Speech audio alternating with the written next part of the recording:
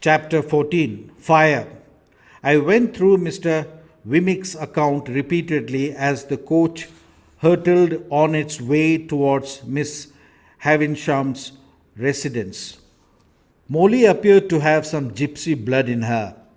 When she imagined that her husband was being lured away by the charms of another woman, she had strangled the women to death. Not satisfied, Molly also said to have killed her own child as an act of revenge on her husband. I knew this was a lie, as I was absolutely certain now that Estella was the child in question. There was no mistaking in recognizing the foundations of those eyes I had loved so long. Molly was the Estella's mother without a doubt, and I had most likely been happy to let Mr. Jaggers rescue her child from a life of poverty. Miss Havisham appeared to have lost all her resolve and strength when I met her.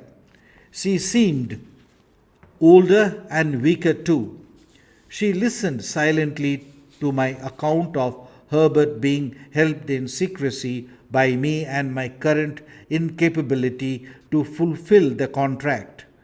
Then I said to her, "The sum I require is £900. Miss Havisham did not appear to be astounded.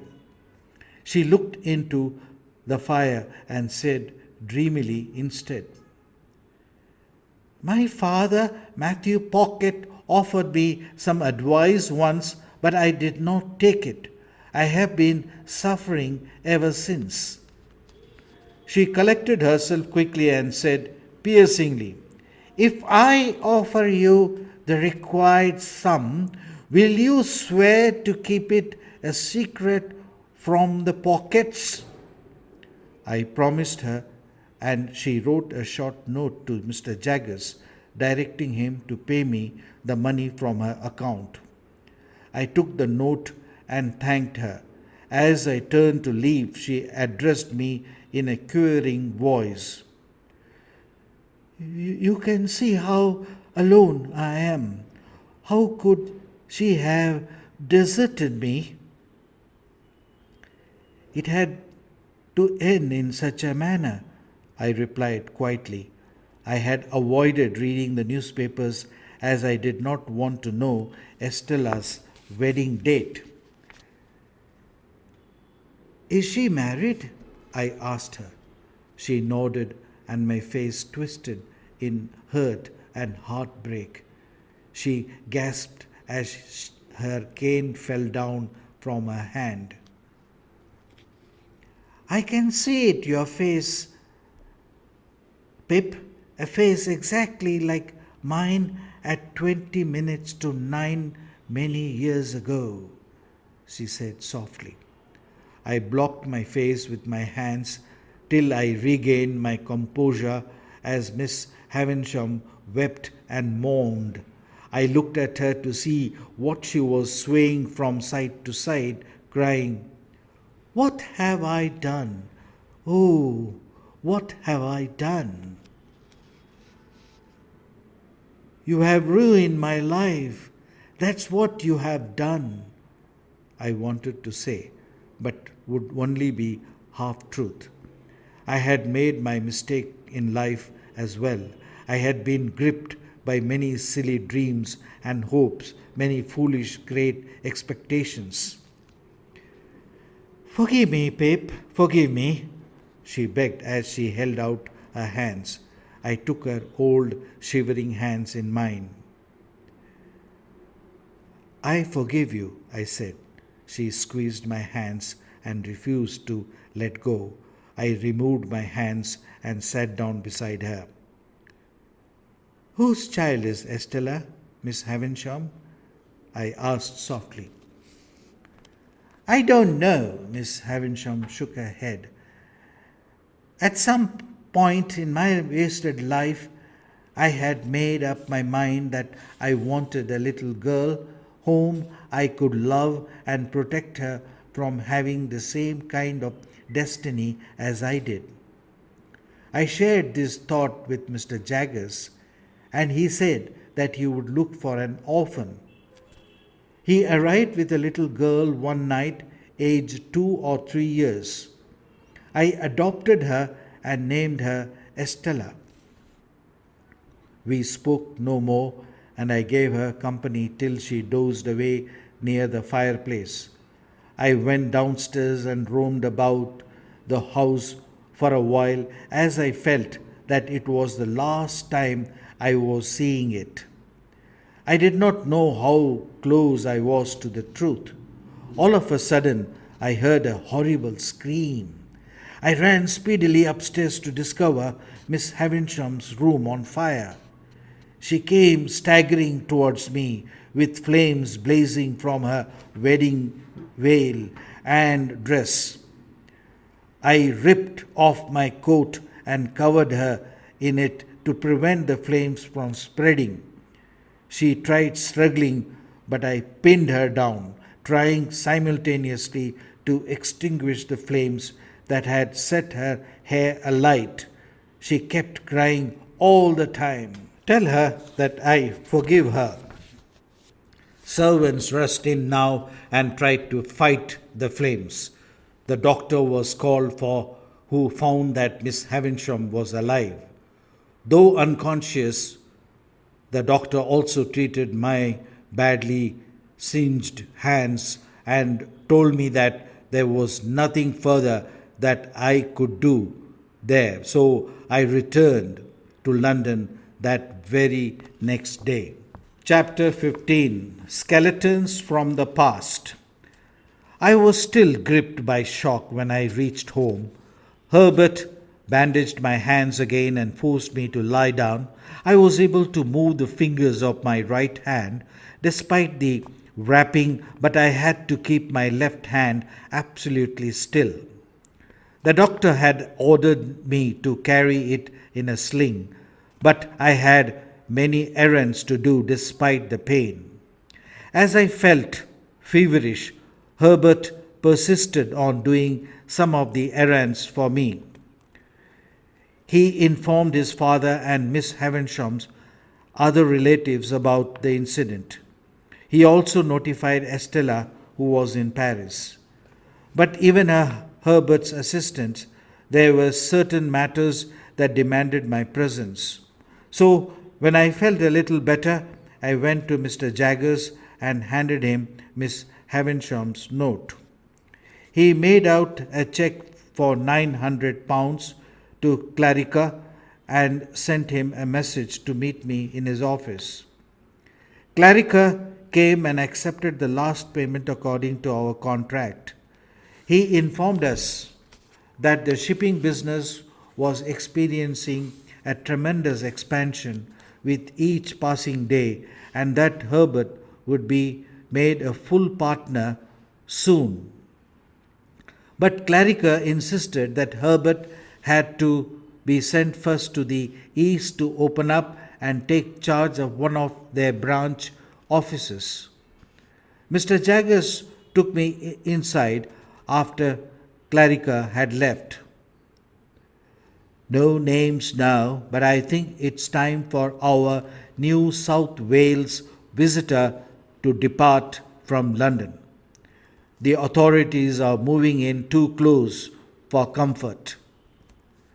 I informed Herbert about Mr. Jaggers' advice after returning home, and the both of us looked at my bandaged hands in sheer desperation.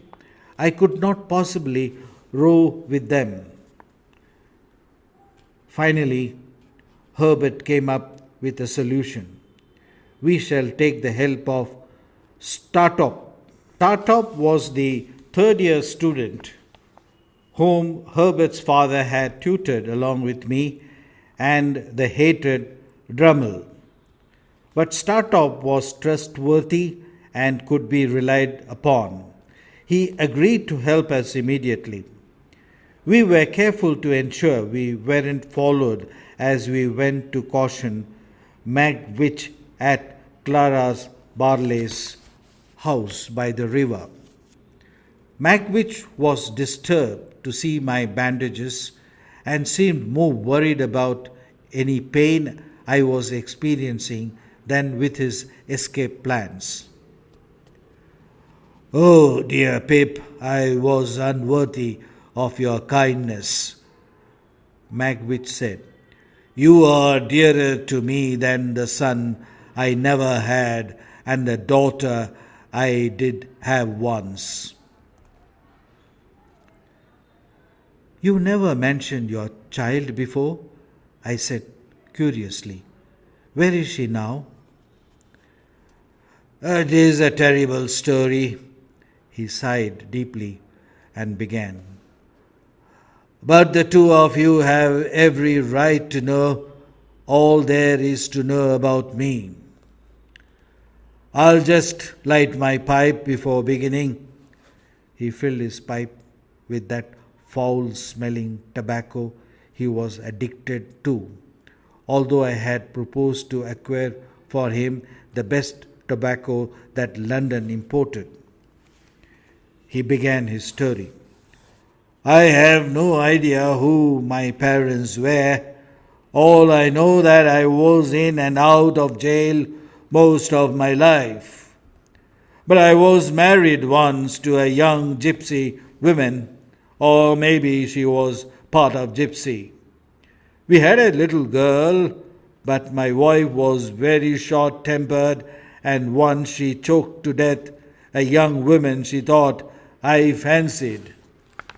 He seemed to be momentarily reflect about these two women who had fought for his love ages ago. Then he continued. "My wife was so angry with me that she threatened to kill our little girl too.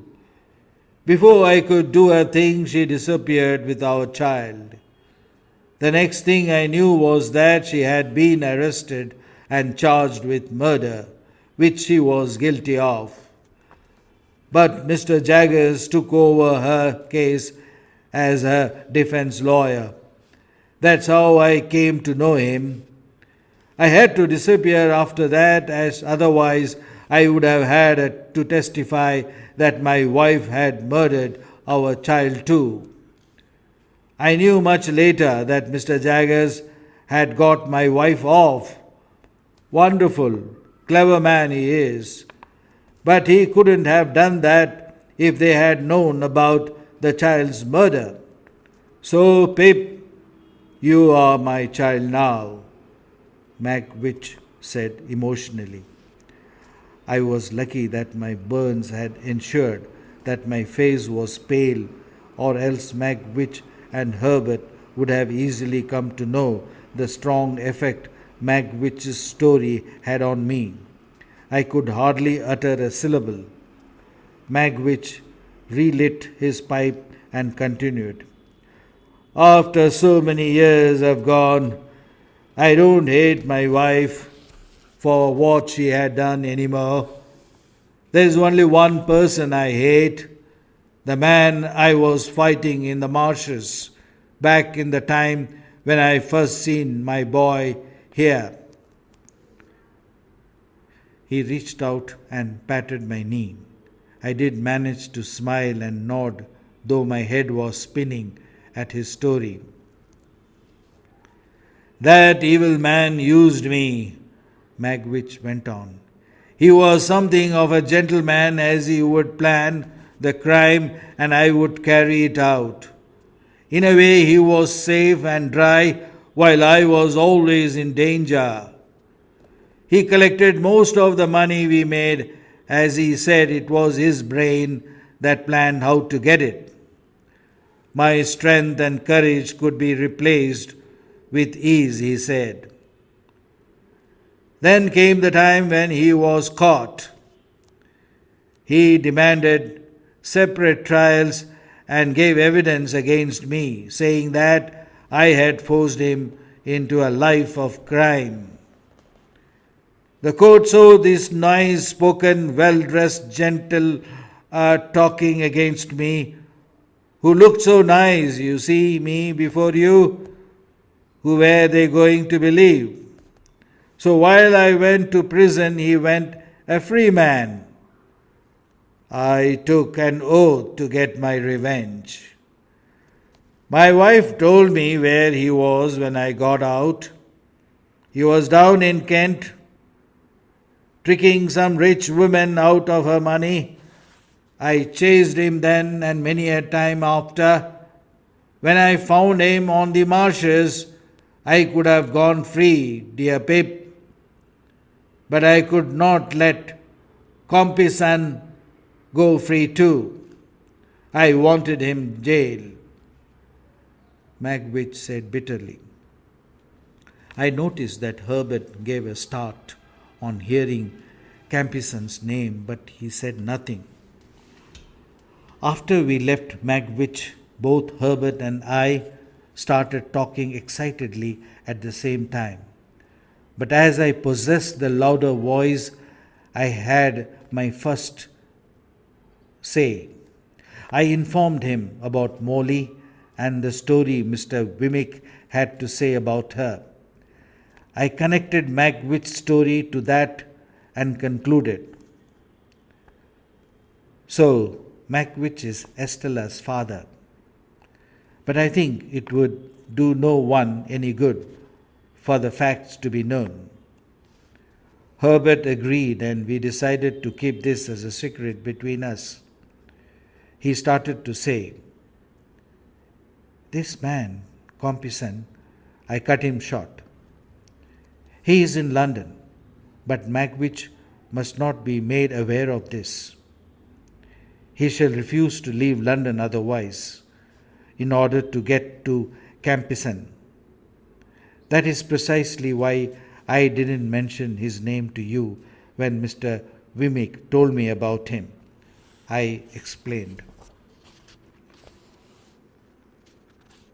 What I was trying to say, Herbert finally got his word in, is that Compeyson was the man who was Miss Havensham's beloved. Chapter 16. Row to be free. We decided that Wednesday, which was 2 days away, would be the day for Magwitch's escape. Herbert and I inquired about the foreign steamers that would be setting sail at that moment when it was possible for our rowboat to catch up with them. We eventually decided upon one that was bound for Hamburg, Germany, and discovered how she looked like. Our plan involved rowing down the Thames River till we reached Clara's house. Magwitch would then descend the stone steps once he spotted us approaching. It was essential that we go downstream on a previous tide and lie in wait for the steamer to make its arrival. I would take up the steering duties while Startop and Herbert would row. We did not take Startop into confidence and merely informed him that this was a secret little outing of ours. Mr. Jaggers helped me to acquire the passports. But both Herbert and I felt as though we were being watched by someone, although we could not spot anyone following us. Probably we were more restless than usual. The particular Wednesday was one of those typical days in March when it seems as if there is summer due to the sun and as if there is a winter because of the shade. Herbert and I had heavy jackets on, and I carried a bag comprising of a change of clothes and toilet accessories. I was not thinking about things like where I was headed or what I was supposed to do. The only thing playing on my mind was Magwitch's safety. As we left, I cast a last glance at my rooms. It was likely that I would never see them again. Startop was awaiting us near my boat as we set sail at 8:30 a.m., joining the endless river traffic made up of rowboats like ours, steamers, coal barges, and oyster boats. The occupants of these vessels had ventured out for exercise or for pleasure, with us being the exception. Our plan was to row with the tide till it turned at 3, and we intended to row on further till darkness fell. That would ensure that we reached a point between Kent and Essex, where the river became wide and singular. We would spend the night at a deserted inn and wait for the steamer which was bound for Hamburg to arrive.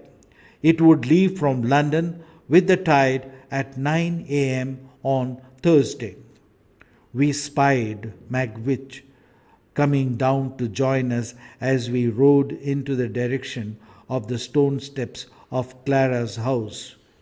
He was dressed in a cloak and carried a black canvas bag which gave him the impression of being a river pilot.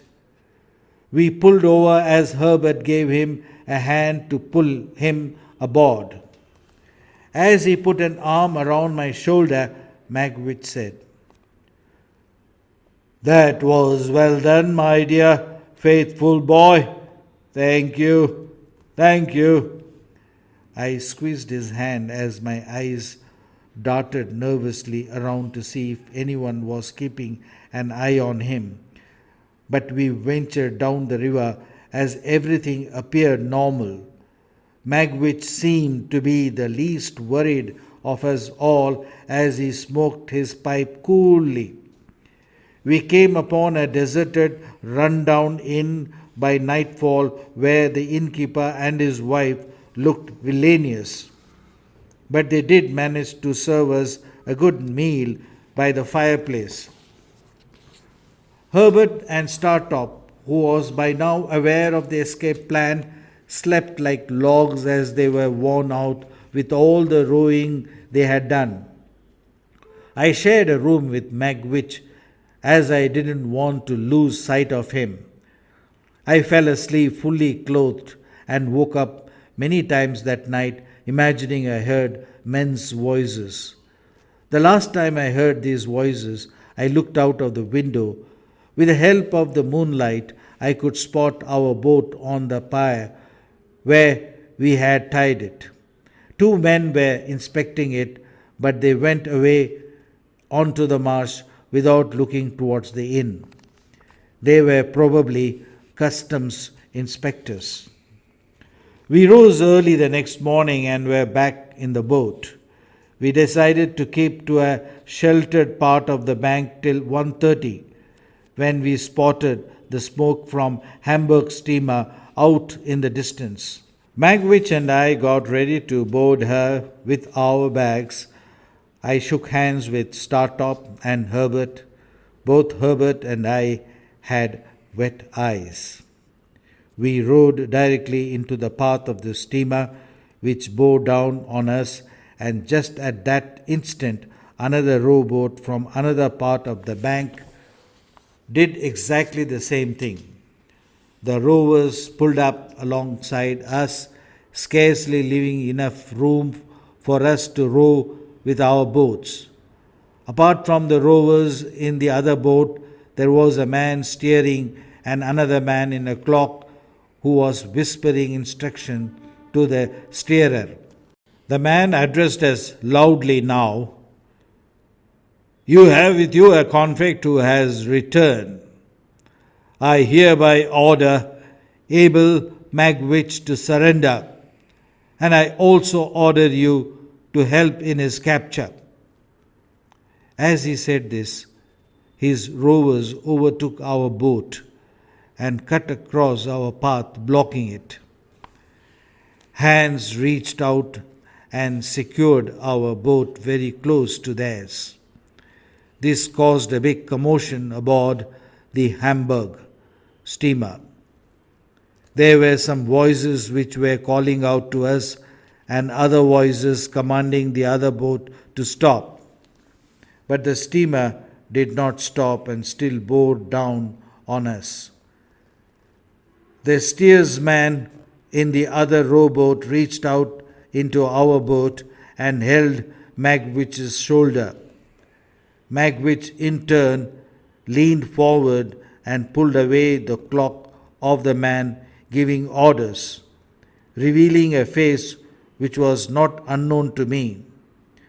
It was the second convict I had seen on the marshes in my childhood. It was Campison. Campison was horrified as Magwitch hurled him into the other boat and on to him. The effort, however, tossed both men into the water and capsized our boat as well. I was pulled into the other rowboat only after a few moments. Herbert and Startop were also pulled in.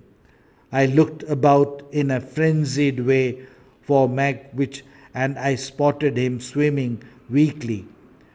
But the rowers and the other boat had spotted him as well.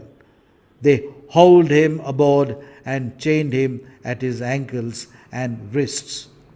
Our escape attempt had been thwarted.